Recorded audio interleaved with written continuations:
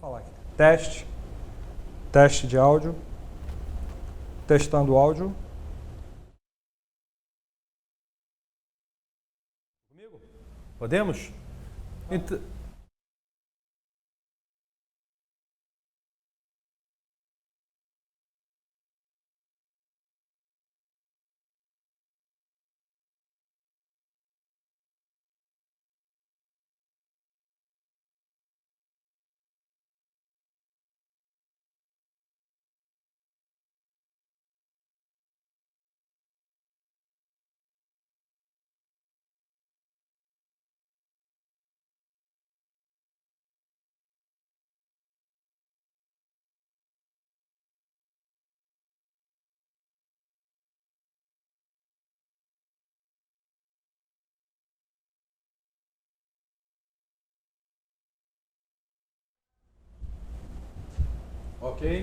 Ok, estamos de volta, tivemos um problema técnico e vamos recomeçar. Com certeza. Não é?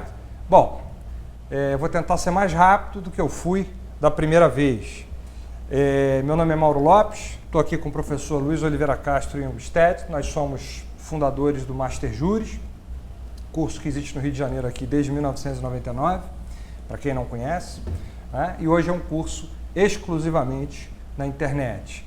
E com um modelo totalmente diferente, é um modelo em que você paga uma assinatura e tem acesso a todo o nosso conteúdo, ou seja, você tem acesso a mais de 100 cursos, mais de 1.800 aulas, além de material de apoio, exercícios de fixação, questionários, simulados, planos de estudo, e você tem acesso não apenas às aulas já gravadas, mas às aulas que vão sendo gravadas, todo dia tem aula nova. Tá? Por exemplo, cursos sobre o novo Código de Processo Civil, enfim, cursos de todas as matérias que interessam aos concursos jurídicos. Eu espero que vocês aproveitem bastante o Master Juris. A gente tem o maior prazer de trazer aqui para vocês todo esse conteúdo. Hoje nós vamos falar, nós não, quem vai falar é o mestre, o professor Luiz, sobre a crise financeira do Estado e seus reflexos na esfera administrativa. Um assunto muito moderno, um assunto que está rendendo muito debate. A situação do Estado do Rio de Janeiro, por exemplo, é calamitosa. Vários outros estados também com problema. A própria União, evidentemente, todo mundo sabe, o problema do déficit fiscal. Enfim, a gente vai aprender bastante hoje os reflexos administrativos dessa crise financeira do Estado. Antes de deixar o Luiz começar, eu queria mostrar para vocês aqui a nossa promoção, como sempre, a Master Promo. Nessa própria página, embaixo do player, você vai encontrar aí um botão para você clicar e poder aplicar esse código promocional e assinar o Master Juris por R$ 834 por 12 meses. Você vai estar pagando 6 meses apenas, já que a nossa assinatura mensal é R$ 139. Você vai estar pagando 6 meses e tendo acesso a todo o nosso conteúdo por 1 ano. E melhor ainda, se você se transformar num assinante anual, você ganha, para começar, uma entrevista com o professor Luiz. Você vai poder elaborar o teu plano baseado no que o professor Luiz te indicar. Você tem direito a 20 minutos para usar e abusar, no bom sentido, do professor Luiz. Já ia fazer uma ressalva. Que é um sujeito que prepara para concurso jurídico há mais de 25 anos, é um craque, todo mundo conhece, há toda uma geração de juízes, procuradores, promotores que passaram aí também, no bom sentido, pelas mãos do professor Luiz.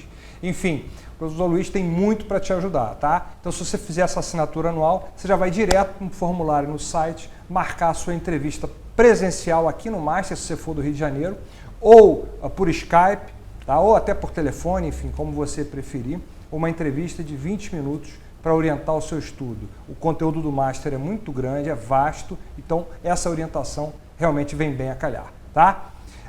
Para encerrar essa introdução rapidamente, já que eu já fiz uma outra introdução, mas a gente teve problema no áudio e está tendo que começar de novo. Eu vou passar então o microfone para o professor Luiz e vou dizer para vocês o seguinte: eu estou no chat, qualquer dúvida, fala para mim, eu levanto o braço, peço para o professor dar uma pausa e manda a pergunta para ele, ele vai, desculpa, ele vai te responder no ar em tempo real, olha que legal. Tá? E se você está assistindo essa aula gravada, você não vai poder, evidentemente, mandar pergunta, mas você vai encontrar o chat repleto de perguntas e vai acompanhar as respostas conforme for assistindo o vídeo. Tá? Uma boa aula para todos. Professor, valeu, vai com tudo. Valeu, obrigado. Olá, prazer em revê-los, aqueles que estão aqui pela primeira vez. Sou o professor Luiz Oliveira Castro Jungstedt. É um grande prazer mais uma vez estar com todos, poder passar nosso conhecimento e ajudá-los a passar em concurso público. Essas entrevistas que o Mauro mencionou, eu gostaria de dizer que eu já fiz mais de 80 entrevistas e estou aprendendo muito com os alunos. Eu confesso que depois de 25 anos não esperava isso, uma coisa bem legal, o retorno foi muito bom, tá? E aqueles que fizeram essa entrevista comigo, um prazer estar aí novamente com vocês, esperando aí motivá-los, esperando a orientá-los adequadamente para fins de concurso. Vamos lá. Crise econômica, não só no estado do Rio de Janeiro, mas em todos os entes da federação, chegando à União e com reflexos com toda certeza em questões de concurso público. Então, é aquilo que eu falo há milhões de anos. Examinador não lê curso de direito administrativo. Examinador lê jornal. E tem que criar questão. A criatividade tem que aparecer, ok? E o jornal dá a ele isso, ok? Então, crise econômica tem diversas repercussões em direito financeiro, em direito administrativo, em direito tributário, em direito constitucional. Vem aí, pelo que se fala, quer manutenção governo Dilma, quer governo Temer, reforma da Previdência e com intenção de rasgar direitos adquiridos, porque o dinheiro acabou. Ok? Quer dizer, então você tem realmente um reflexo em várias questões que podem ser cobradas na sua prova. Candidato que faz concurso, lê jornal. Fica ligado. A minha intenção no encontro de hoje é trazer dois grandes temas. Joga lá o nosso primeiro slide, Pedro, por favor, olha aí. O encontro de maio de 2016, os efeitos administrativos da crise econômica. Desejo trabalhar o contingenciamento de despesa, uma matéria tipicamente do direito financeiro, e 2, exoneração do servidor público por excesso de gasto orçamentário, matéria tipicamente do direito administrativo. Lembro aí o meu Facebook, Luiz Jungstedt 2, ok? Aquele que já é amigo lá no Facebook sabe que é uma Facebook diferente, né? Eu basicamente jogo doutrina, né? É como se fosse um livro, algo que você tem a estudar a mais, além de nossas aulas, ok? Está lá à sua disposição, nós teremos enorme alegria em recebê-lo. Bom, vamos lá. Os dois temas que eu escolhi, que era o contingenciamento de despesa, que era o excesso de gasto orçamentário com o servidor, que levará à sua exoneração, eles podem ser encaixados em dois princípios dos 3 que a Lei de Responsabilidade Fiscal introduz no país.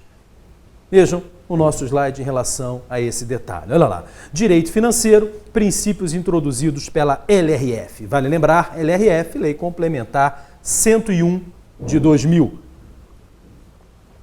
O primeiro princípio, que vai ser debatido, equilíbrio fiscal, que nos leva ao contingenciamento de despesa. O segundo princípio, prudência fiscal, que nos leva no controle de gasto com o pessoal.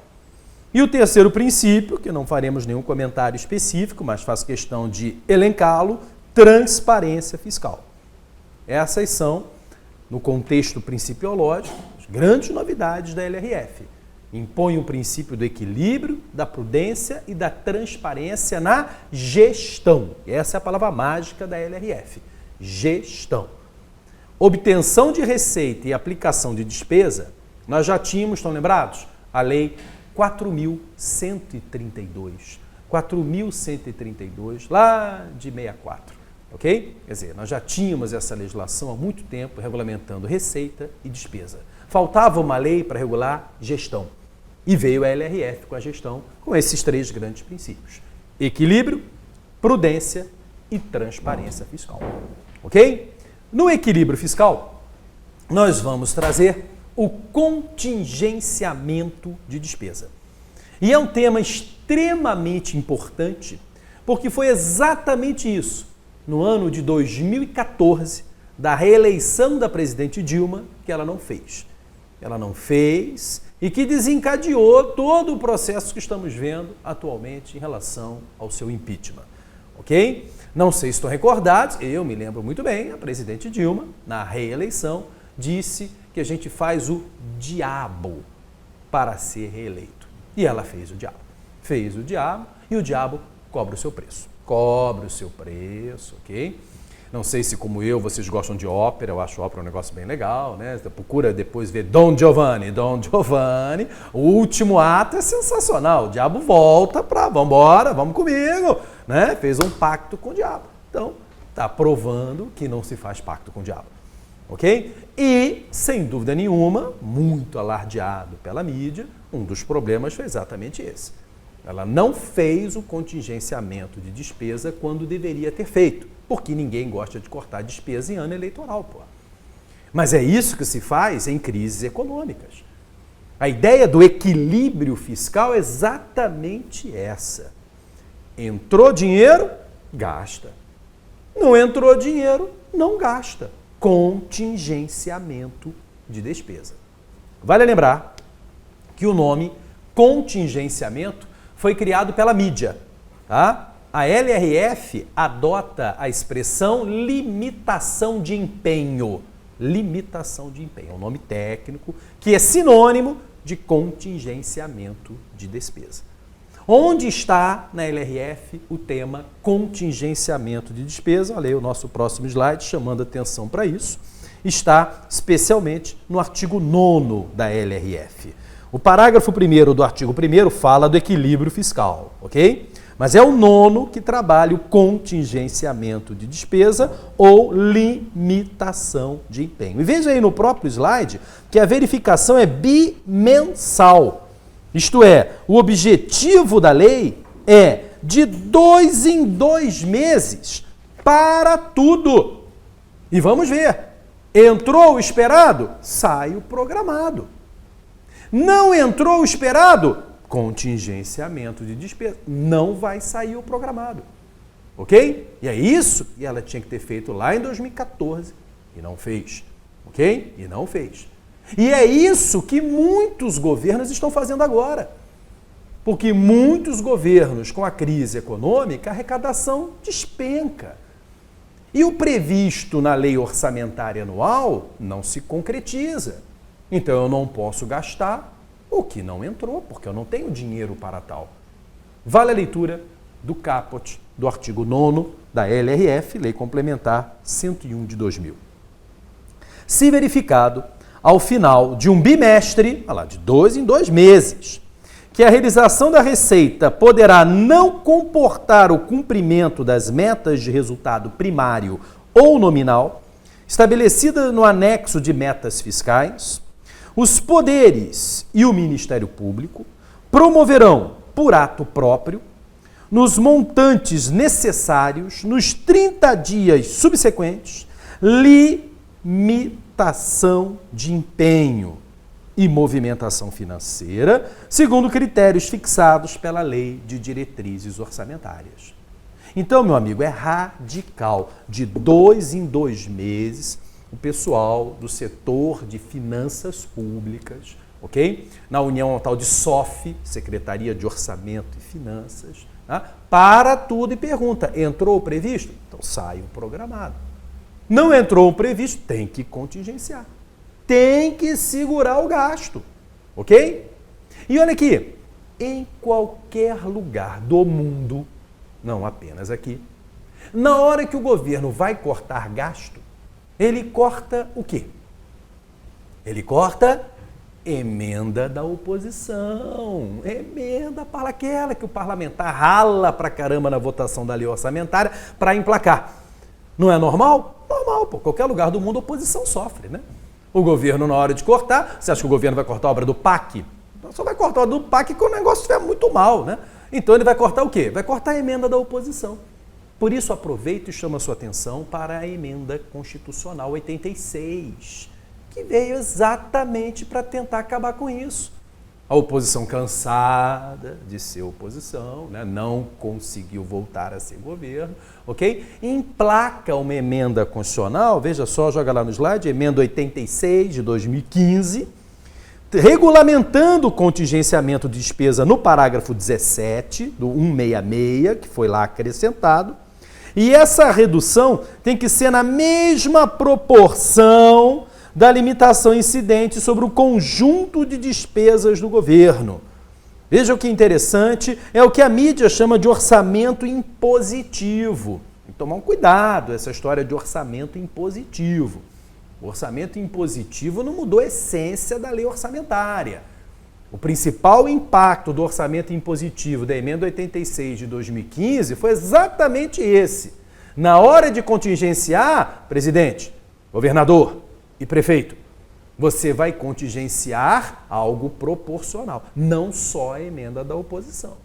Vai ter que contingenciar programas do governo junto com emendas da oposição, ok? Essa é a ideia. Então a emenda da oposição fica impositiva, o governo vai ter que liberar o recurso, mesmo que não queira, ok? Então esse é um reflexo de contingenciamento, porque eu volto a insistir, normal, eu sou o governo, vou contingenciar o quê? Emenda da oposição, lógico. E a oposição, então, emplaca uma emenda constitucional para pedir proporcionalidade. Não pode só contingenciar a minha emenda parlamentar da oposição. Tem que contingenciar também partes do governo. Agora, vamos lá. Aqui no estado do Rio de Janeiro, nós estamos vendo o Poder Executivo pagando o pato. De repente, é aquela história. O Poder Executivo, o governador é que pisou na bola, conduziu equivocadamente as finanças do Estado. Mas não sei se perceberam, voltando ao artigo 9º da LRF, ele claramente fala que os poderes e o Ministério Público promoverão, por ato próprio, nos montantes necessários, nos 30 dias subsequentes, limitação de empenho. Então, na hora da crise, os outros poderes e o Ministério Público, órgão independente, precisam colaborar. Vamos cortar despesa. Não é só o Executivo que corta despesa. Os poderes têm que sentar e trabalhar em conjunto o que cada um vai colaborar nesse corte, ok? Não é só o Executivo que vai ter o corte. Todos devem colaborar. Tanto é que se não colaborarem, olha a pretensão inconstitucional da LRF no artigo 9º, parágrafo 3º. No caso de os poderes legislativo e judiciário e o Ministério Público não promoverem limitação, no prazo estabelecido no caput, é o Poder Executivo autorizado a limitar os valores financeiros segundo critérios fixados pela Lei de Diretrizes Orçamentárias. Que isso? Aí não pode, né? O Poder Executivo não pode chegar lá no Judiciário, não pode chegar lá no Legislativo, nem no Ministério Público, olha, eu vou cortar isso, isso e aquilo. Não, nós somos poderes que temos uma relação institucional. Por isso que nessa hora é importante ter um governo decente, né? Um governo que tenha ética e que tenha o poder de chamar para a mesa de reunião chefes dos outros dois poderes, mais o órgão independente, o Ministério Público, e vamos lá. Olha, a crise não é só minha, o que vocês vão colaborar? Nós temos que cortar gastos em conjunto. Se você não cortar, eu meto mãozão aí e corto. Não pode. Tanto é que, veja aí abaixo, do parágrafo 3º do artigo 9º, está suspenso por liminar da DIN 2238-5 de 2001. Porque com certeza fere a independência dos poderes. Mas os poderes precisam ajudar. Não é só o Executivo que vai ter esse corte, ok? Nós sabemos, por exemplo, que nos 3 poderes, mais o Ministério Público e Tribunal de Contas, sobram cargos em comissão. Vamos cortar o gasto com cargo em comissão, ok? E privilegiar o servidor concursado, para que este não seja penalizado. Privilegiar o aposentado, para que este não seja penalizado, como está acontecendo aqui no estado do Rio de Janeiro. Tem que ter essa atuação conjunta. Mas essa atuação conjunta, aí que eu volto a insistir, demanda um quê? Um chefe do Executivo que tenha credibilidade, né? E que consiga reunir os 3 poderes e juntos vamos sofrer juntos os efeitos da crise econômica. Ok? E olha, volta lá naquele slide inicial. Veja só, parágrafo 2º do artigo 9º traz algo muito cobrado em concurso. Não pode ser contingenciado obrigações constitucionais e o serviço da dívida. Vale a leitura. Olha o parágrafo 2º do artigo 9º da LRF. Não serão objeto de limitação as despesas que constituam obrigações constitucionais e legais do ente, inclusive aquelas destinadas ao pagamento do serviço da dívida e as ressalvadas pela Lei de Diretrizes Orçamentárias. Então, na hora de cortar gasto, tem gastos que não podem ser cortados. Despesas constitucionais, legais e o serviço da dívida. Por isso que falam que a LRF é uma criação do FMI. E é mesmo. E não me interessa que a do FMI é uma ótima criação, é uma legislação sensacional, ok? E se eu fosse a FMI, faria a mesma coisa. Vem cá, você quer meu dinheiro emprestado? Beleza, só vou emprestar se você resolver a sua baderna fiscal, meu irmão. Porque se eu te emprestar esse dinheiro e essa baderna fiscal continuar, você certamente não vai ter dinheiro para me pagar. Preocupação que qualquer credor teria. E lhe digo mais, fiquei atento no problema da Grécia, né, que é um país da parte de cima do planeta e que pediu socorro ao FMI. E ele fez as mesmas exigências que fazia para o empréstimo no Brasil. Também pediu uma lei de responsabilidade fiscal para liberar o dinheiro. Porque senão, é aquela história, o credor está emprestando para alguém que sabe que não vai pagar, pô. Por isso que isso está aqui, né? Corta tudo, menos o pagamento da dívida também. Eles não são burros, né? De fazer um projeto de lei, né? Ou uma legislação que imponham àqueles que precisam do dinheiro do FMI uma regularidade fiscal adequada, com equilíbrio fiscal e na hora de cortar gastos, menos o meu pagamento, porque eu te emprestei. Ok? Então, de certa forma, era o inevitável. Era o inevitável. Então, tem despesas que não podem ser contingenciados. Como isso chama a atenção do examinador. E olha só, volta lá no slide. Questão de 2011, bem recente, ESAF, prova da PFN. Olha, a prova da ESAF foi decoreba do artigo 9º, tá? Eu não gosto disso não, mas vou mostrar como isso é cobrado. Olha só, no próprio enunciado, ele já reproduz o artigo 9º que a gente leu há pouco. Olha lá, o artigo 9º da LRF estabelece. Aí ele traz o artigo 9º. Aí vem, neste caso, e aí jogam a linha A, B, C, D e E. Olha só, eu não vou tomar tempo de vocês, mas se vocês analisarem essas alíneas, cada uma delas é dois parágrafos do artigo 9º, em que ele tirou o sim, botou o não, tirou o não, botou o sim, ok? Por exemplo, olha a letra B de bola aí, que eu acabei de falar que não pode haver limitação de despesas, né, com pagamento da dívida, né? Olha a letra B, poderão ser objeto de limitação temporária as despesas que constituam obrigações constitucionais e legais do ente, inclusive aquelas destinadas ao pagamento do serviço da dívida e as ressalvadas pela Lei de Diretrizes Orçamentárias. Claro que isso está errado, pô. Porque é exatamente o contrário, como acabei de ler no parágrafo 2º, não poderão ser objeto de limitação. Quer dizer, aquele parágrafo que é super cobrado, foi cobrado nessa múltipla escolha, na letra B de bola, ok? Tirando o não, e como se fosse possível fazer, quer dizer, tranquilo para dizer, olha, a letra B está errada. O restante, eu volto a insistir, comparem essas alíneas dessa questão com os parágrafos.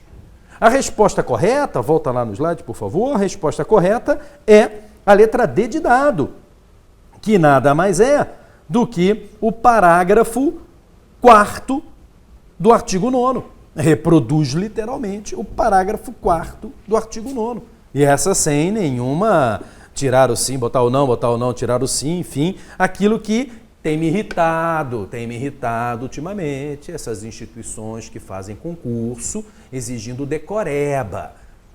Eu não quero um candidato decorando boletim informativo, decorando lei, eu quero um candidato que entenda a matéria de direito. Então eu critico esse tipo de questão. Mas vejam, uma instituição de grande porte, ESAF, um concurso de grande porte, que, aliás, nós temos tradição aqui no Master de preparar para a PFN. O próprio Mauro tem lá na segunda fase um grupo de alunos lá, porque PFN tributário pega pesado, com enorme sucesso de aprovação, ok? E ele trabalhou o artigo da LRF na questão que é um dos mais importantes e cobrados hoje em dia, que é o artigo do contingenciamento de despesa. Ok? Os estados já estão tendo que contingenciar. E isso é que é importante ficar claro. E é isso que atrai a atenção do examinador. Como é feito, o que não pode ser contingenciado. Como é que eu faço para, depois de passar do problema, é a resposta, inclusive, da letra D, que é o parágrafo 4º, né? Você vai recuperando o gasto novamente. Ok? Essa é a informação número 1 dessa questão. Tá? Contingenciamento vai ser algo que nós vamos conviver, quer na União, quer nos estados, quer nos municípios. Então, você tem que dominar essa matéria. Você tem que engolir esse artigo 9º da LRF, porque ele vai começar a pipocar em todo e qualquer concurso público, como já vem. Está aí um exemplo bem interessante dessa prova da PFN. Joga lá de novo para o pessoal ter a referência, lá, PFN, ESAF, a questão foi 45 de 2011, que exigia exatamente o conhecimento de todos os parágrafos desse artigo 9º. Tá legal? Muito bem. Antes de passar para o segundo tema, que é o que eu vou me deter mais, ligado ao direito administrativo, excesso de gasto orçamentário, deixar de contingenciar é pedalada fiscal. Pedalada fiscal não tem uma pedalada só, tá? Tem vários artimanhas para pedalar. Pedalada fiscal é crime de responsabilidade. É importante frisar, a LRF altera a lei de crime de responsabilidade. No artigo 10, acrescenta as novas figuras da LRF. Inclusive aquela que todos, através da mídia, vimos, né, que a LRF proíbe que o ente da federação pegue dinheiro emprestado com a instituição financeira que ele controla, que foi uma das pedaladas. Para não cortar gasto, você deixa de pagar o BNDES, o Banco do Brasil, a Caixa Econômica, ok? E com isso você ficticiamente cria receita, porque o dinheiro tinha que ter saído para pagar. Não saiu, tem dinheiro e continuou gastando. Então, isso sim foi uma pedalada, não há dúvida, isso é crime de responsabilidade, isso é motivo de impeachment, sim. Só que isso foi em 2014, no mandato anterior.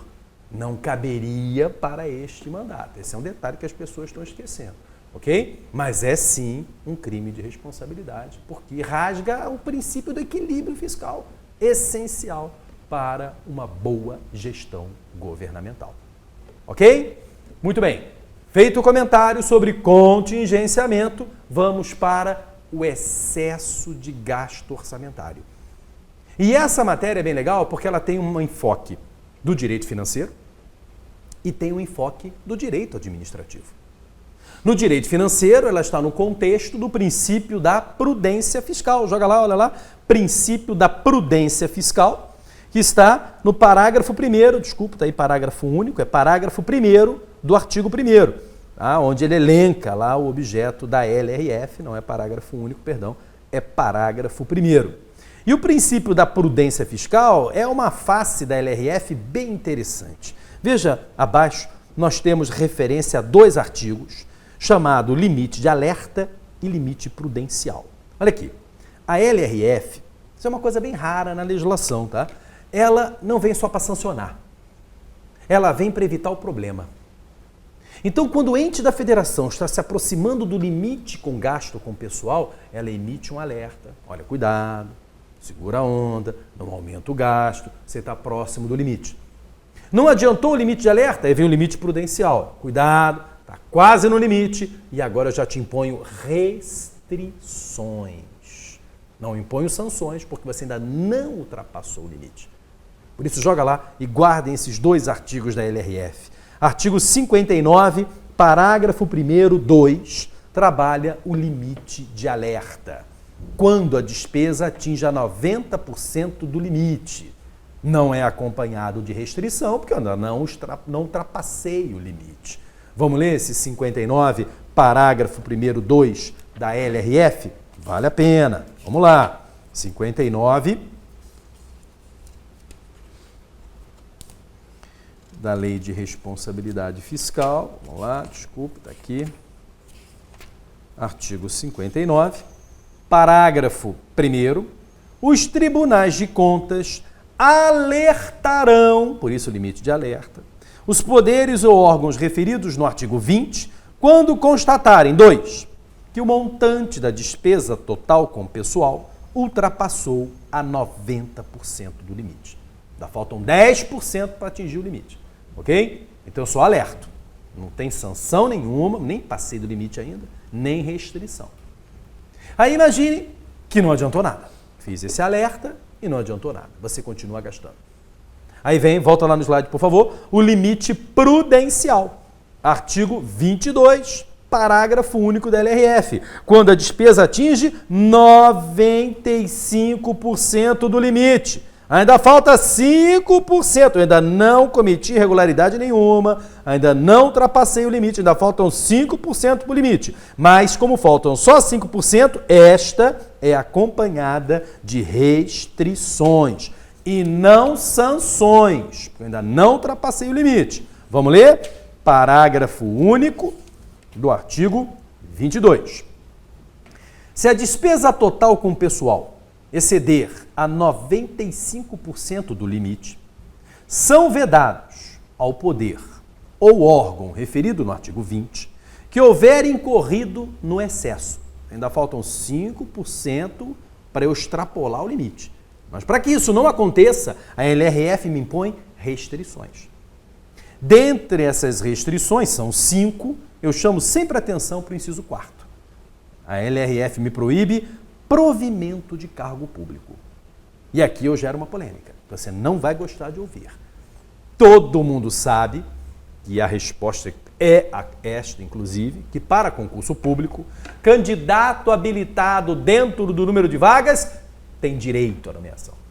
É isso? STJ, então, já sacramentou isso. Supremo eu tenho minhas dúvidas, tá? Mas o STJ já sacramentou isso. Muito bem. Então imagine o seguinte, que você passou em primeiro lugar num concurso público. Olha que legal. Não errou nada. Errou nada. Já foi até no Jô Soares 11h30, tão famoso que você ficou, não errou nada. Só que, infelizmente, no mesmo dia que saiu o resultado do concurso, sai. Dentro de 2 em 2 meses, um levantamento de gastos do governo, cheguei à conclusão que estou gastando mais de 95% do permitido. Vem a restrição, não pode nomear ninguém, nem você primeiro colocado. E aí? Como é que direito à nomeação existe? É porque ninguém estuda a LRF. Ninguém abre a lei de responsabilidade fiscal. Eu nunca vi o STJ, quando fala que nomeação é um direito, citar esse dispositivo. Mas se você parar para pensar, não estou inventando nada, está escrito aqui. Não vai poder nomear ninguém, nem o primeiro colocado. Ok?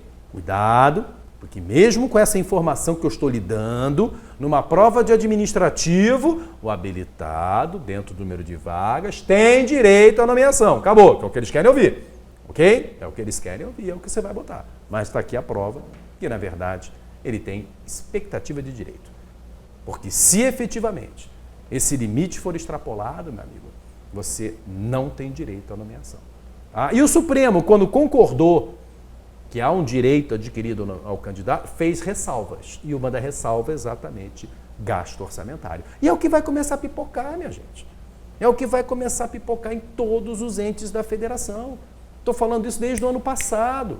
Dezembro saiu uma matéria no jornal trazendo os estados, quanto estão com gasto com o pessoal. Praticamente todos estão acima.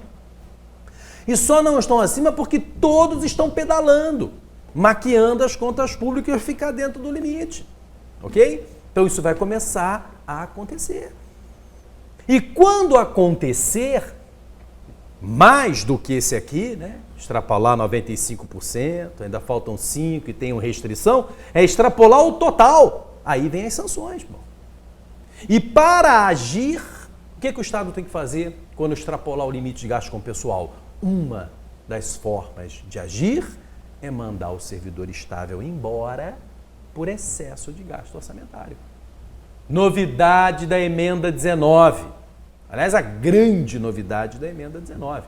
O que eu venho desde então chamando de flexibilização da estabilidade funcional do servidor público. Olha aqui, todo mundo já ouviu essa história, né?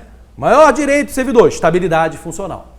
Atingir a estabilidade, agora só sou mandado embora se fizer uma lambança muito grande. Bobagem das grandes, né? Instaura um processo ativo disciplinar e tchau e benção. Sou demitido. Pois bem, pós-emenda 19, o servidor, mesmo não cometendo nenhuma infração, mesmo não fazendo bobagem nenhuma, ele poderá ser mandado embora por excesso de gasto orçamentário. E atenção, é inédito. Inédito. Nenhum ente da federação fez isso até hoje. Está aí desde a emenda 19. Tem muitos em desacordo com a LRF há muito tempo. E agora, em épocas de crise econômica, onde a arrecadação vai lá para baixo, com certeza esse limite começa a ser desrespeitado. E as providências precisam ser tomadas, pô. Sob pena de, aí sim, você sofrer as sanções da Lei de Responsabilidade Fiscal. E olha aqui, sabe onde estão as sanções da LRF? Estão no artigo 23 da LRF. Até então só falei em restrição, né? Porque ainda não tinha ultrapassado o limite. Olha o 23 da LRF, no parágrafo 3º. Não alcançada a redução no prazo estabelecido, enquanto perdurar o excesso, o ente não poderá, são as sanções que ele vai sofrer. 1. Receber transferência voluntária. 2. Obter garantia direta ou indireta de outro ente, principalmente nas operações de crédito, né, empréstimos, dívida pública. E 3. Contratar operações de crédito ressalvadas as destinadas ao refinanciamento da dívida mobiliária e as que visem à redução das despesas com pessoal. Essas são as sanções. Parágrafo 3º do artigo 23. Tá? Até então, lá na prudência, eu tinha restrições no limite prudencial. No limite de alerta, nem restrição eu tinha. E detalhe, a sanção número 1 da LRF é proibir que o ente que cometa alguma infração tenha efetivamente a proibição de receber transferência voluntária. É a sanção número 1. Por isso, muita atenção. Olha o alerta que eu vou lhe dar. Olha a LRF mordendo e largando. Muito comum na legislação brasileira, infelizmente. Olha aqui, sanção número 1, caso o ente extrapole o limite de gasto com pessoal. Inciso 1º do parágrafo 3º do 23. Fica proibido de receber transferência voluntária. Mas na mesma LRF, o artigo 25 fala de transferência voluntária. E olha o parágrafo 3º do 25.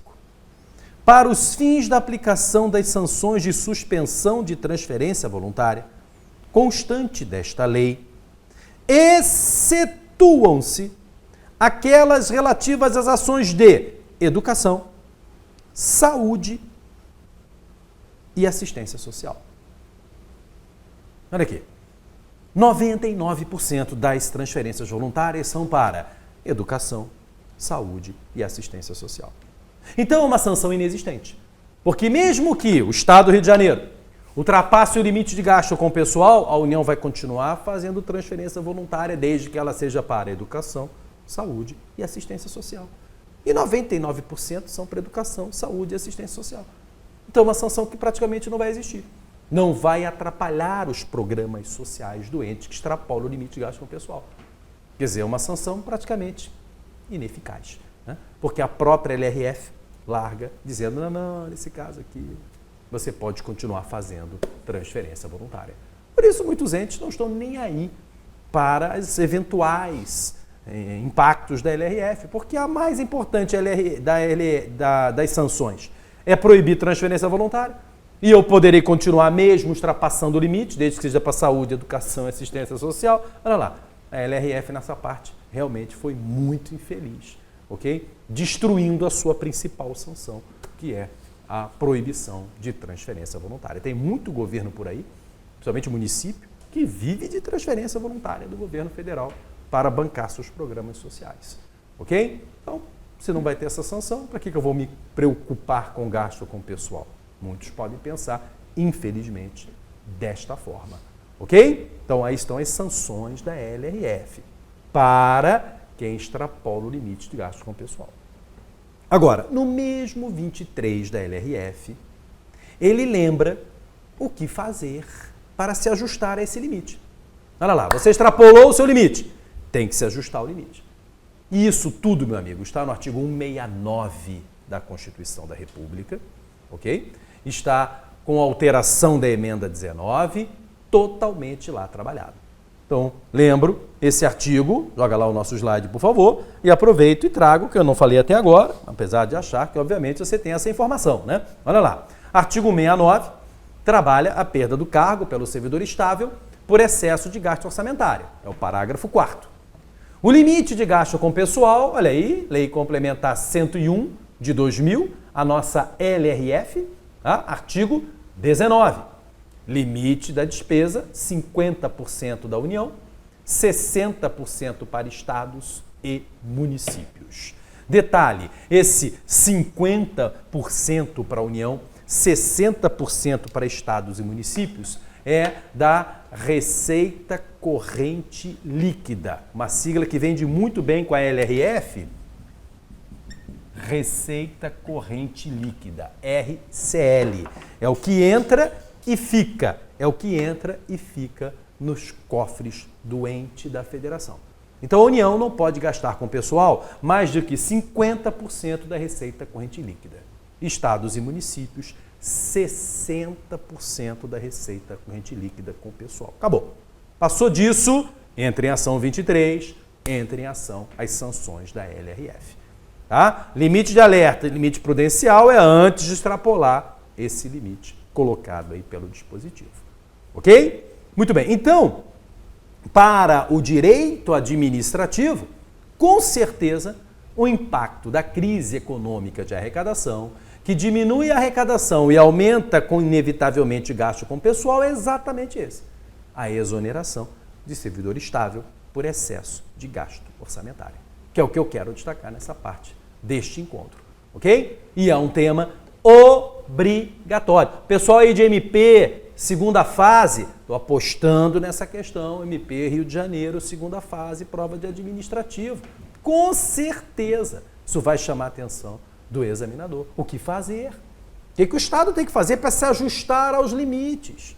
Mandar embora o servidor estável por excesso de gasto orçamentário.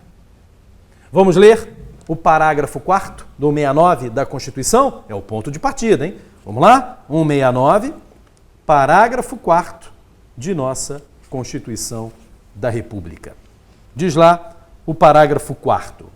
Se as medidas adotadas com base no parágrafo anterior não forem suficientes para assegurar o cumprimento de determinação de lei complementar referida nesse artigo, que é a LRF, o servidor estável poderá perder o cargo, desde que ato normativo motivado de cada um dos poderes especifique a atividade funcional, o órgão ou a unidade administrativa objeto da redução de pessoal. Então, volta lá no slide, por favor. Olha lá. Através de um ato normativo motivado de cada um dos poderes, o servidor estável poderá ser mandado embora por excesso de gasto, desde que antes atenda o que está no parágrafo 3º do 69. E olha aí no slide, fechando exatamente isso. Antes de atingir o servidor estável, deverá a administração, 1. Reduzir as despesas em 20%, com carga em comissão e em função de confiança, e exonerar os servidores não estáveis. São as providências do parágrafo 3º do artigo 169. Corretas. Antes de pegar, quem fez concurso, entrou pela porta da frente, vamos reduzir o gasto com carga em comissão em função de confiança? Que são aqueles que ingressam sem concurso. E mais, vamos mandar embora o servidor não estável, que está aí, ó, desde 88 e ninguém fez nada. Volta lá no slide de novo. Olha aqui. Olha só. Exoneração dos servidores não estáveis. Eu indico aí o artigo 19 do ADCT para você entender quem é o servidor não estável. Olha só. Na sua Constituição, deve estar aí abaixo desse dispositivo. Vamos lá. Constituição de 88, artigo 169, parágrafo 3º, inciso 2º. A minha Constituição aqui está dizendo ver artigo 33 da emenda 19. Perfeito. Vai lá ver o 33 da emenda 19, mas combine a leitura do 33 da emenda 19 com o 19 da DCT. Aí você vai entender tudo. Uma história grande, comprida, não posso contar isso aqui, o objetivo não é esse, mas eu vivo falando isso em sala de aula. Estão lembrados os seletistas sem concurso que não ganharam estabilidade lá com o ADCT da Constituição? Estão lembrados que a Constituição de 88 pediu um regime único? O que fazia com o seletista? Mais de 5 anos de casa fica, menos de 5 anos de casa vai embora. Ninguém foi mandado embora. E é esse, com menos de 5 anos de casa seletista sem concurso, que o parágrafo 3º, inciso 2 do 69 está se referindo. Ok? Por isso, atenção! Não é, isso é a confusão que todo mundo faz, não é o concursado que ainda está no estágio probatório que o inciso 2º do parágrafo 3º está se referindo lá do 69. Ok? Seria até o normal, né? Mas o nosso país não é normal. Não é normal, você sabe disso, ok? O país não faz de conta e tal. Então, leia o 33 da emenda 19, combine com o 19 do ADCT, você vai entender quem é o servidor não estável. Muito bem, tomei essas duas providências. Ainda estou gastando mais do que o previsto. Meu amigo, aí eu tenho que pegar o servidor estável. Eu tenho que pegar o estável e cortar a sua cabeça. Ok? Só que aí vem a grande questão. Qual o estável que eu vou pegar? Qual é o órgão público? Imagine, eu tenho lá 10 servidores estáveis sobre a minha coordenação. Vem uma ordem do chefão e fala, manda 5 embora. E aí? Quais dos 10 eu vou escolher para mandar embora? A Constituição não me deu esse padrão, esse parâmetro. O mais importante, pedir um ato normativo, então não deu padrão nenhum, parâmetro nenhum. Porém, volta no 69 e olha o parágrafo 7º. Lei Federal disporá sobre normas gerais a serem obedecidas na efetivação do disposto do parágrafo 4º. Opa! Então, peraí. A emenda não falou critério para qual estável vai dançar. Mas pediu no parágrafo 7º do 69 uma lei que diga isso. E aí? Que lei é essa? Olha lá no slide, olha lá. É a lei 9801 de 99, que criou esses critérios lá no parágrafo 2º do artigo 2º. Olha os critérios aí. 1. Menor tempo de serviço. 2. Maior remuneração. 3. Menor idade. O artigo 1º fala em exoneração do servidor estável por excesso de gasto orçamentário. E o critério para identificação do servidor está aí. Menor tempo de serviço, maior remuneração, menor idade. Detalhe, o parágrafo 2º deste artigo 2º não fala sucessivamente. Então, o ato normativo, motivado de cada um dos poderes vem aqui e pinça o inciso que achar melhor. Ok? Pinça o inciso que achar melhor. Olha como termina 9801 de 99, o parágrafo 2º do artigo 2º. O critério geral para identificação impessoal, a que se refere o inciso 3 do parágrafo 1º, será escolhido entre. Então você escolhe o que você quiser, pô. 1. Menor tempo de serviço público. É o inciso 1º. Não quer dizer que ele vai ser o primeiro a ser usado. Eu vou escolher entre, concordam? Então eu posso escolher direto 3, menor idade. Estou livre para escolher. Parágrafo 3º. O critério geral eleito poderá ser combinado com critério complementar de menor número de dependentes para fins de formação de uma listagem de classificação. Olha Essa vai ser a listagem de classificação que todo mundo vai querer ser o último. Vai ser sensacional, né? Porque o último, meu amigo, apaga a luz e fecha a porta. Só ele que sobrou. Ok? Mas estão aí os parâmetros. Apareceram. Isso é que é importante. Não estão onde, no meu entender, deveriam estar, na própria emenda. Estão numa lei ordinária, 9801 de 99. E por que o inciso primeiro é o menor tempo de serviço? Porque a Constituição, volta no 69, parágrafo 5º diz assim: o servidor que perder o cargo na forma do parágrafo anterior fará jus a uma indenização para... menos mal, né? Afinal de contas, o estável não deu causa, né? É a confusão orçamentária, a má gestão que está levando a mandá-lo embora. Então, meu amigo, você pelo menos vai ser indenizado. Agora volta no parágrafo 5º do 69 e olha o parâmetro da indenização. Fará jus a uma indenização correspondente a 1 mês de remuneração por ano de serviço. Olha aí. Por isso que o inciso 1 é o menor tempo de casa. Porque eu já estou duro, já estou sem grana. Se eu te mandar embora, ainda tem que te indenizar, então quanto menor a indenização, melhor, né? Então, quanto menos tempo de casa você tiver, menos indenização você vai levar. Quer ver o parâmetro? Vamos lá. Você tem 3 anos de casa, toma 3 vencimentos e sinta-se indenizado. É isso. Tem 3 anos de casa, 4 vencimentos e sinta-se indenizado. Ok? Quer simplificar? 3 anos de casa, toma 3 salários. É que servidor não tem salário, né? Vencimento, subsídio, remuneração. Mas para ficar bem claro, é exatamente isso. Agora pensa aqui. Olha o sacrifício que a gente faz para passar num concurso público, não é isso? Dói pra caramba, não dói não? Dói pra caramba, sei que dói, pô. Você joga a sua vida ali, gasta uma grana comprando livro, se inscrevendo em curso, ok? Aí passa, atinge a estabilidade, 3 anos, você faz aquele... agora eu sou estável, né? Já compra um carro de 600 parcelas, não? É isso aí, agora você é estável, de repente surpresa, olha aí, ó, estamos com um problema de caixa, tchau e benção. Mas calma, toma aí 3 salários e sinta-se indenizado. E aí, vai se sentir indenizado? Duvido. Ninguém se sentiria indenizado. Ninguém. É uma indenização que fere a dignidade da pessoa humana. É para ir a juízo pedir mais, não tenha dúvida, porque é o que está escrito na Constituição, paciência. Mas que é infeliz e fere a dignidade da pessoa humana. Diga lá. Professor, que temos aí? Temos aqui a pergunta do Renato Teixeira.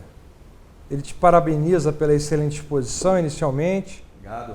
E pergunta, existe antinomia entre a previsão de estabilidade para o serviço público e a perda do cargo por excesso de gasto orçamentário, ambos previstos na Constituição? Bom, eu acho que o que ele quer, na verdade, saber...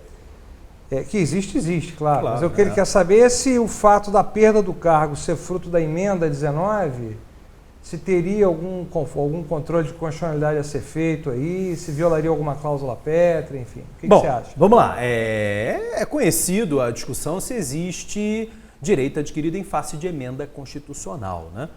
Eu, particularmente, penso que não. Não é a tese mais desenvolvida, né? As pessoas defendem a tese que a emenda tem que respeitar direito adquirido. Eu penso que não. Emenda que tem que respeitar direito adquirido não presta para nada. Então não tem mais emenda. Emenda, no meu entender, pode ferir direitos adquiridos. E é claro que o objetivo da emenda 19 é pegar aquele que já era estável, pô. É evidente, né? Porque senão eu não vou pegar ninguém. Ninguém vai ser mandado embora para reduzir o gasto. Então eu não vi nenhum questionamento de inconstitucionalidade sobre o artigo 69, parágrafo 4º. Talvez agora, na hora que ele comece a ser utilizado, alguns questionem. E que ela pegaria o estável apenas pós-emenda 19, o antigo não. Não acredito, tá? Não acredito. Eu penso que o objetivo da emenda é exatamente esse, é pegar quem já estava lá como estável, sob pena de nada ser a mesma coisa. Diga. Tem mais uma dúvida. E se por acaso o Poder Executivo resolver fazer esse corte e instar o Poder Legislativo e o Poder Judiciário a promoverem também essas exonerações e os poderes, que é fácil da gente imaginar isso, Judiciário e Legislativo se recusarem a tanto? Pois é, aí que Qual tá. seria a solução? É uma crise institucional, né? Volto a insistir, não poderá o Executivo entrar nos quadros do Legislativo, do Judiciário, do Ministério Público e do Tribunal de Contas, órgãos independentes, constitucionais, e lá fazer esse corte. Quer dizer, com certeza seria inconstitucional, ferir a independência dos poderes. Agora, esses poderes têm que colaborar, porque na crise não é só o Executivo que sofre. É a mesma coisa do contingenciamento. Então você tem que ter o quê? Uma relação institucional, você tem que ter um país cujo presidente da República tenha um mínimo de ética, de moralidade, que tenha o poder de conduzir a esse acordo e chamar os poderes para sentar e olha só, temos que cortar. Todos temos que cortar. É inevitável esse corte. Então, penso que não teríamos um instrumento unilateral do Executivo de resolver o problema. Eu estaria diante de uma crise institucional entre os poderes. Agora, os poderes estariam cometendo uma grande irregularidade, porque todos precisam cortar por excesso de gasto. Até porque, se você for na LRF, ela traz esse limite de 50% para a União e 60% para os estados no artigo 19. Se você for no 20 da LRF, ela disseca esse limite no Executivo, no Legislativo, no Judiciário e no Ministério Público. Quer dizer, então, pense bem, o Legislativo extrapolou o limite. Então, o Legislativo é que corte, pô. É o mandamento da LRF. O Judiciário extrapolou o limite. Então, o Judiciário é que corte. Então, a solução estaria olhar para o 20 da LRF, porque o 19 é o limite global, o 20 é o limite por poderes. E, aliás, o 20, ele fala tanto da União, quanto no Estado, quanto no município. E eu já acho um exagero. Porque direito financeiro, vocês devem saber, né? Artigo 24 da Constituição, inciso 1º, a competência é concorrente. Não cabe à União dizer onde o Estado vai aplicar os 60%. Está errado isso. Quem tem que fazer isso é a Assembleia Legislativa, é a Câmara Municipal, mas a LRF já o fez e dividiu isso por poder. Então, na hora do corte do gasto, a coisa é muito individualizada mesmo. Se for o Legislativo que extrapolou o limite dele, ele que tem que mandar embora. Ok? É uma coisa inevitável. É um mandamento constitucional. Agora, queria insistir numa colocação importante. Em relação a esta indenização, que no meu entender é vil, fere a dignidade da pessoa humana, eu iria a juízo. Eu iria a juízo e alegaria que estamos diante de um dispositivo constitucional que fere outro dispositivo constitucional, que é a dignidade da pessoa humana. Vamos tentar fazer uma ponderação, ok? E vamos conseguir uma indenização a mais. Um bom caminho para evitar problemas para o magistrado é falar o seguinte: magistrado, tive uma ideia bacana aqui. Olha só, esses valores que estão aí na Constituição, por danos materiais. Por que o senhor não fixa, além dos danos materiais, um dano moral? Olha que alternativa interessante. Você não bate no artigo, aplica essa indenização por danos morais e pede o triplo em danos materiais, né? E pede o triplo em danos morais, seja lá o que for, para compensar adequadamente. E ainda apelaria para o emocional de Vossa Excelência, hein? Porque Vossa Excelência fez concurso público também, meu amigo. Doeu para entrar, ok? Vai ser um azar danado se cair na vara daquele que entrou pela janela. Você sabe que às vezes essas coisas infelizmente acontecem e o Conselho Nacional de Justiça finge que não viu, ok? Mas se caiu, que é o normal, né? Na grande maioria, aquele que ralou e entrou pela porta da frente, você apela para o emocional de Vossa Excelência. O senhor estudou pra caramba, não doeu? Doeu, foi pensar, mas agora estão me dando uma rasteira, pô. E querem me pagar só isso. Que é isso? Peça danos materiais, ok? Para o que está na Constituição e danos morais por fora, para ver se com isso você consegue uma indenização maior. Mas que realmente é lamentável, né? Você vai cortar uma realização pessoal porque o Estado, o município, a União, não soube controlar o seu gasto. É lamentável. Agora, olha aqui, não desanime não, tá? Porque eu tenho duas informações importantes a te dar no nosso universo jurídico. Olha o slide seguinte, joga lá. Vitalício não é atingido por isso. Opa, beleza, muitos de nossos concursos são para magistratura e Ministério Público. Vitalício ficou de fora. Não se esqueça, emenda 19 não botou o dedo no vitalício. A 20 botou, hein? Equiparou estável e vitalício para fins de aposentadoria. Mas a 19 não. Então a matéria é flexibilização da estabilidade e não da vitaliciedade. Então nenhum magistrado e nenhum membro do MP correm o risco de ser mandado embora por excesso de gasto. Ok? Isso é ótimo, porque são dois concursos que nós olhamos com muita atenção. Aliás, aqui no Master sempre foi o nosso perfil, né? Aquela famosa trilogia, magistratura, MP e defensoria. Dos 3, 2 são vitalícios. Então eu posso mandar embora o serventuário da justiça? Posso, ele é estável, não é vitalício. Posso mandar embora o analista do MP? Posso, ele é estável, ele não é da carreira, ele não é vitalício. Mas o vitalício não. Ok? Agora vamos lá, joga lá o slide de novo. Olha aqui em amarelo. Tratamento diferenciado para alguns servidores estáveis. Olha, o que é isso? Olha aqui, você sabe que o nosso país é estranho, é diferente, né? E tal. E você sabe que tem o servidor estável e o servidor estável. Entendeu o que eu falei. Tem alguém que é sempre mais estável que outro alguém, ok? Então o que aconteceu? Essas carreiras de servidores estáveis, importantes para o Estado, foram procurar o Estado. E simplesmente jogaram essa, deixa a gente fora dessa, que isso, eu trabalho aqui no setor de arrecadação, você vai mandar embora quem cobra a dívida ativa, tá maluco, não faça isso, não, peraí, ó, você é estável, não tem jeito. Não posso criar um tratamento para você diferente do outro, todo mundo vai ser mandado embora por excesso de gasto. Aí, última cartada, então, você pode criar uma regrinha diferente para a gente. Bom, aí tudo bem. A gente pode até criar uma regrinha diferente. E aí, vamos criar um parágrafo novo no 69? Não, tá maluco, vai todo mundo ver. Olha lá, o cara não é bobo não. No 69 não. Bota isso lá nas disposições constitucionais transitórias. Hein?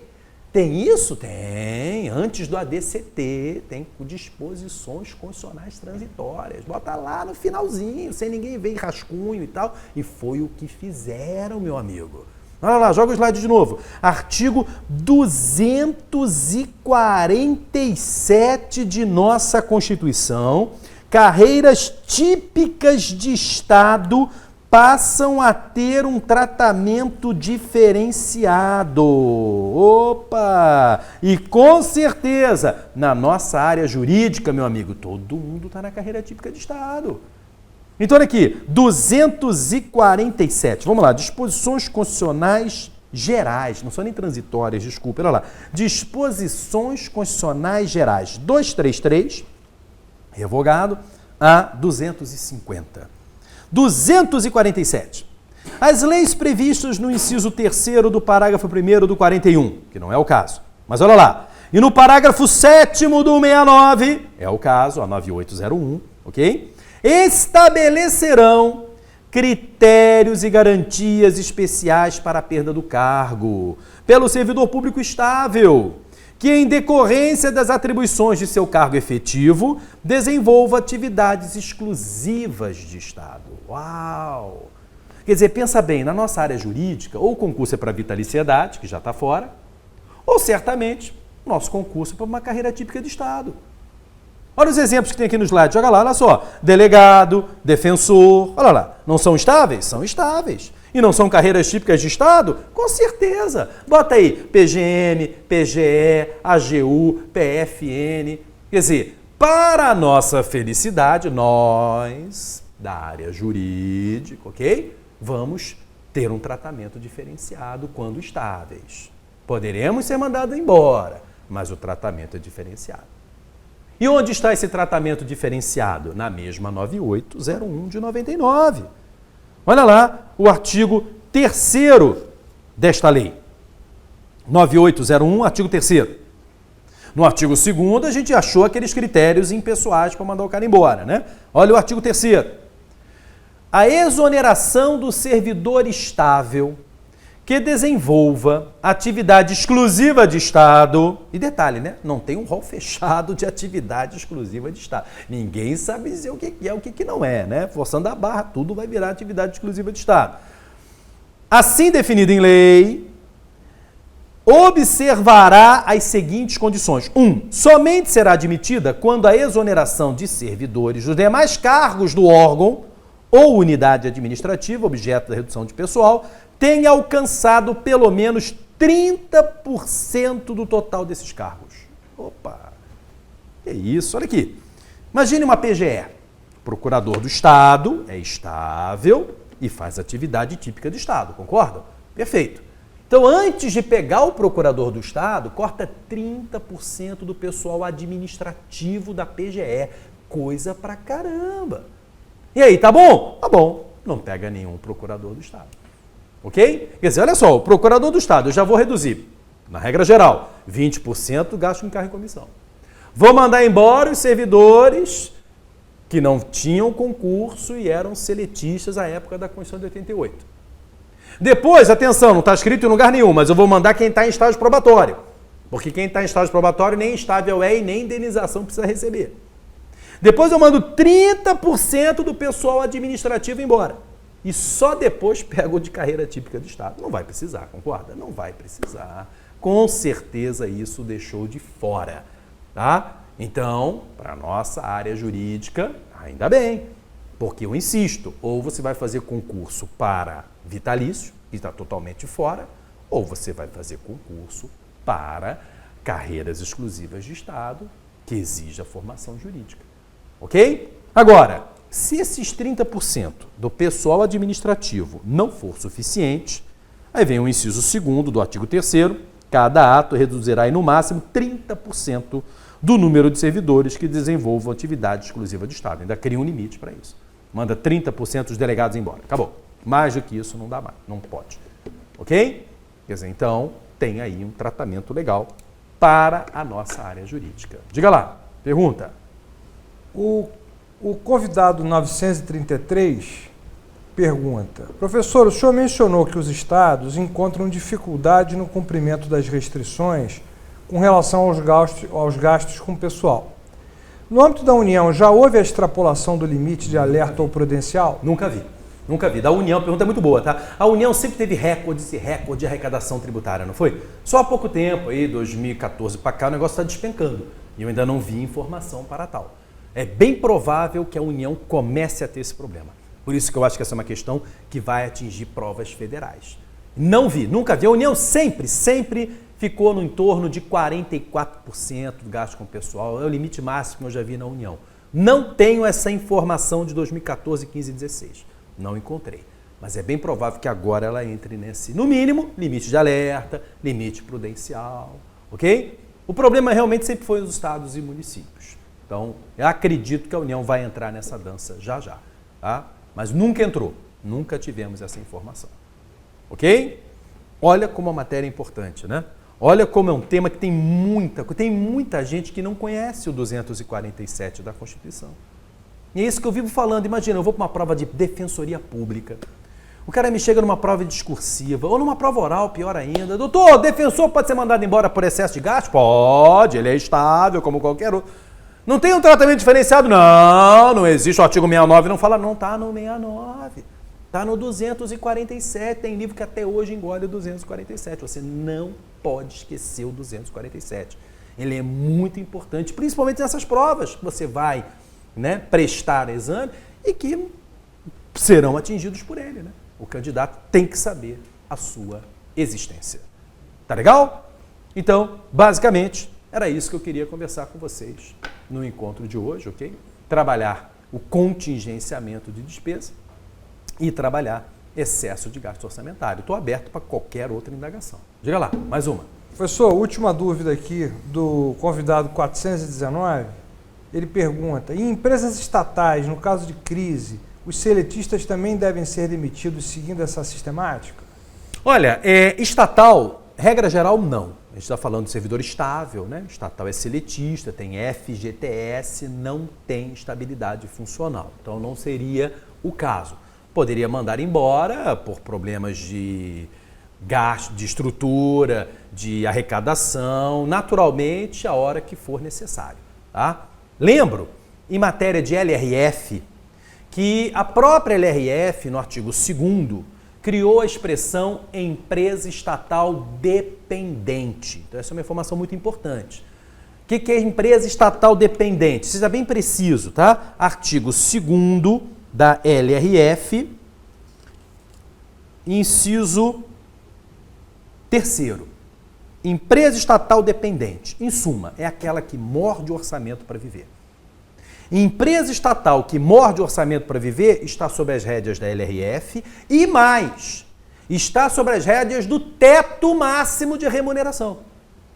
Então eu peço muita atenção, essa pergunta é muito interessante, porque se não foi no domingão, Dia Internacional de Ler Jornal, ou hoje, segunda-feira, está no jornal, se não me engano, o Globo, que haverá socorro do Tesouro a Petrobras e a Eletrobras. Já, bem provável esse ano e tal, e socorro do Tesouro para pagar despesa corrente, pessoal, meu amigo, vai fazer dela uma estatal dependente. Então ela cai no teto máximo e cai nas regras da LRF. E mandar o seletista embora com esse argumento é perfeitamente possível. Tá? Mas ele não é estável, hein? Ele tem FGTS. Tá? Vai lá. Agora a Daniele Sklorasek. Ela pergunta, sobre crimes de responsabilidade, a legislação prevê expressamente a impossibilidade de imputação de crime de responsabilidade cometido em mandato anterior? Olha, isso é direito constitucional, se não me engano é a própria Constituição, né? Não é nem a lei de responsabilidade fiscal. Eu peço que verifique isso em professor de direito constitucional, mas isso é um clássico, né? Você sofre impeachment, você comete crime de responsabilidade no mandato, tá? Por isso que eu mencionei lá aquela pedalada da presidente Dilma em 2014, o Tribunal de Contas da União já deu seu parecer pela reprovação das contas. Quer dizer, então o Tribunal de Contas enxergou em 2014 que realmente cometeu pedalada. Se não me engano, é a própria Constituição que fala isso em matéria de impeachment, né? Nem a lei de crime de responsabilidade. Tá? Mas, por favor, verifique sempre no direito constitucional, a gente aí já, né, procura trazer só uma informação básica. Estou chegando. Fechou? Estou chegando aqui, agradecendo ao professor Luiz. Deixa eu fazer uma pergunta aqui. No governo Fernando Henrique Cardoso, estabeleceu-se que os depósitos judiciais virariam receita. Editou-se uma lei que o depósito judicial passou a ser considerado receita, portanto ele era feito em favor do Tesouro Nacional, artificialmente chamado de receita, porque Exato. A receita pressupõe definitividade. Exatamente. E o depósito é uma caução. É uma correto? pedalada. O depósito judicial. Pedalada. Isso que eu ia te perguntar, isso não foi uma pedalada? Com certeza, isso é uma pedalada. E mais, né? Porque se esse depósito, aí na ação de execução, né? O cidadão vence, Numa discussão tributária, por exemplo, em que o sujeito faz o depósito para impugnar o tributo em juízo, até hoje é assim. Isso foi inaugurado nesse governo do Fernando Henrique Cardoso com um declarado propósito de cumprir meta de superávit criado pelo FMI. Isso aí. E o que ele fez? Ele estabeleceu isso, até hoje é assim. Então hoje nós temos no Tesouro Nacional várias verbas que são contabilizadas e depois tem que devolver para o cara. Que se o cara ganhar a ação, ele vai ter que receber de volta, ou seja, é caução. Isso não é uma pedalada? Isso é uma pedalada, não tenha dúvida. O direito financeiro tem sempre aquela briga, né? Legal e doutrinária, conceito de receita. Receita, doutrinariamente falando, é um conceito, aliás, de Aleomar Balieiro, super repetido em concurso, né? É o que entra com definitividade. Quer dizer, então, se eu faço, por exemplo, uma garantia de um contrato administrativo, isso é ingresso, isso é entrada, isso não é receita. Contabilizar isso é um absurdo. O presidente Lula fez isso, por exemplo, com os valores depositados em precatório, que o cara não levanta. Tá lá parado, estou precisando fazer superato, considera-se como receita. É um absurdo, se o cara for um dia levantar, não é mais receita. Então é a mesmíssima coisa, mesmo cada um pedala da forma que bem entende, ok? As pedaladas são várias formas e não são de hoje, tá?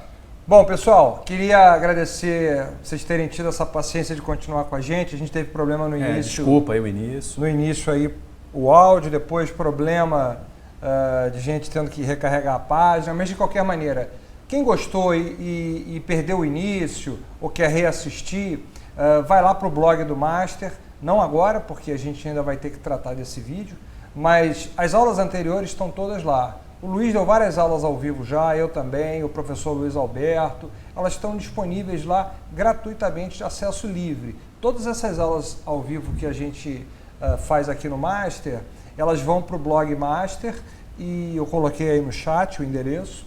E vocês têm acesso, podem assistir quantas vezes quiserem, inclusive elas estão no YouTube também. né? Isso, por que a gente faz isso? Para vocês conhecerem melhor, gente que não conhece a gente, conhecer melhor, poder navegar pelo site e, se interessando, fazer a assinatura para poder acessar os nossos cursos aqui, tá? A gente está planejando aqui uma mesa redonda sobre jurisprudência, de 15 em 15 dias a gente comentar os julgados do Supremo e do STJ mais relevantes nas nossas matérias. Então a gente está sempre trazendo novidade aqui. Agora todas as aulas que são gravadas no Master são transmitidas ao vivo para os assinantes. Então o assinante que não quer esperar a aula ser postada, ele pode assistir ao vivo, né? A gente tem lá uma página masterjuris.com.br/direto do estúdio, em que você assiste ao vivo tudo que a gente grava aqui. Então a gente vai estar sempre trazendo coisa nova para os assinantes. A gente espera que vocês tenham gostado dessa aula. Quinta-feira tem mais aula. Quinta-feira tem uma super aula do professor Rafael Cunha ensinando como fazer uma dissertação jurídica, quer dizer, como responder questões dissertativas, né? Por exemplo, Luiz, o que você acha numa questão de prova? Você acha que o cara tem que dar uma dissertativa, que ele tem que dar resposta de cara e depois enrolar, apresentar fundamento? Ou ele deve primeiro fundamentar e só responder no fim? Não, em concurso eu nunca acho que tem que responder de cara. Porque se você responde de cara, contrário à ideia do examinador, ele já vai ler tua resposta de uma má vontade tremenda. Então, faça toda a consideração jurídica no final. Tem que ter um elo, né, no link entre os parágrafos, no final, pá. Mas tem que tomar cuidado também para não camuflar a resposta certa num monte de coisa desconexa, né? Por isso aí o cara vai ficar sem paciência, não vai achar o que ele quer e vai acabar fazendo uma leitura dinâmica e você está ferrado. Enfim, por isso assistir a aula do Rafael é legal. Para o pessoal aí da agência reguladora, que é a prova específica, né, uma redação, essa aula dele é fundamental. O Rafael é formado pela UERJ em Direito e professor de redação, então ele com certeza vai poder ajudar muito vocês nessa super aula de quinta-feira, deve ser mais ou menos esse mesmo horário, mas em breve vai ser divulgado, tá? Pessoal, queria agradecer mais uma vez. Quem quiser assinar o Master Juris, aproveita o código MASTERPROMO. Aí nessa página mesmo onde você está, você vai encontrar um link, se você estiver na página do ao vivo. Se não, você navega pelo site aí que você vai encontrar. Se não, você pode assinar também parcelado em 12 parcelas a assinatura anual. Pode fazer uma assinatura mensal pagando menos no primeiro mês, enfim, tem várias opções. O importante é você estudar com a gente, tá? Espero ter ajudado o seu estudo, hein? Foi um prazer como sempre. E a gente ficou muito feliz de vocês terem acompanhado a gente essa noite, tá? Um abraço, até a próxima aula. Valeu, tchau. Fechou.